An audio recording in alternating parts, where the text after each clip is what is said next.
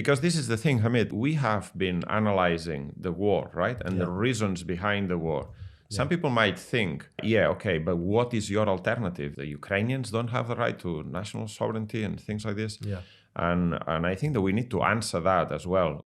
This war is not about the self-determination of Ukraine. It's about, as you say, the interests of the ruling class of Russia, the interests of the ruling class of the West and the United States in particular, and also the interest of the oligarchs in Ukraine. You see, since the restoration of since the fall of Stalinism, the restoration of capitalism in Ukraine, this has been a massive disaster for the people of Ukraine, for the people of Russia, and the rest of the former Soviet Union republics. Massive collapse of living standards, the destruction of cultural levels, life expectancy, everything.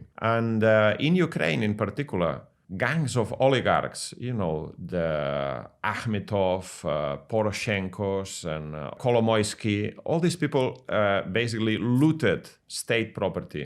They took over mines, steel factories, football teams, whole regions were in the hands of different gangs of oligarchs. These different gangs of oligarchs have alternated in power. Some of them pro-Western, some of them pro-Russian, all of them playing with a national question, which in Ukraine is extremely complicated because there is one section of the ruling class, which is the Ukrainian reactionary nationalists that base themselves on World War II Nazi collaborators that carried out pogroms. And then there's another gang, the pro-Russian, which base themselves on the ancient imperial Russian Empire, Catherine the Great, and all of these myths. And they base themselves on the language division inside Ukraine. And any government that comes to power on the basis of one group against the other will destroy Ukraine, as has been proven since 2014. And the only solution really for working people of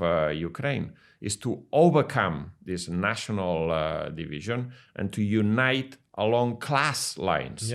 Russian-speaking, Ukrainian-speaking, Romanian-speaking, Hungarian-speaking. There's all sorts of national groups and ethnic groups in Ukraine. And the only way that Ukraine can really exist is by the unity of the working class. And not only the unity of the working class in Ukraine, but brotherly, sisterly relations with the working class in Russia. Not with Putin, who represents the interest of the ruling class, but with the workers in Russia who speak the same language, many of them, or a language that's close to them, that have common cultural background and so on. When is the only time that Ukrainian culture was allowed to flourish?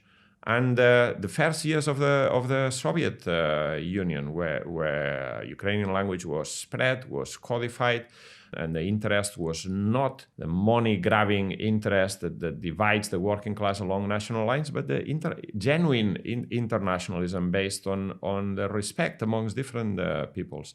And this was all destroyed. First of all, destroyed by Stalinism, then destroyed by the oligarchs, and finally used in a cynical manner by the United States imperialism and Biden and previous administrations as a battering ram against Russia. If you do not understand this whole background to the war, then you'll end up with solutions that are not solutions, that don't solve anything. No one is interested in national sovereignty of Ukraine. No one in Paris, London, Berlin, or Washington. They're not interested in that at all. That's not the reason they're fighting. They're just cynically using the Ukrainian people in order to carry out a war against the rival imperialist power in Russia, in order to weaken Russia for their own cynical geostrategic interest, for the control of areas of influence, markets, sources of raw materials. This is the real meaning of this war. And the only real solution to this war is,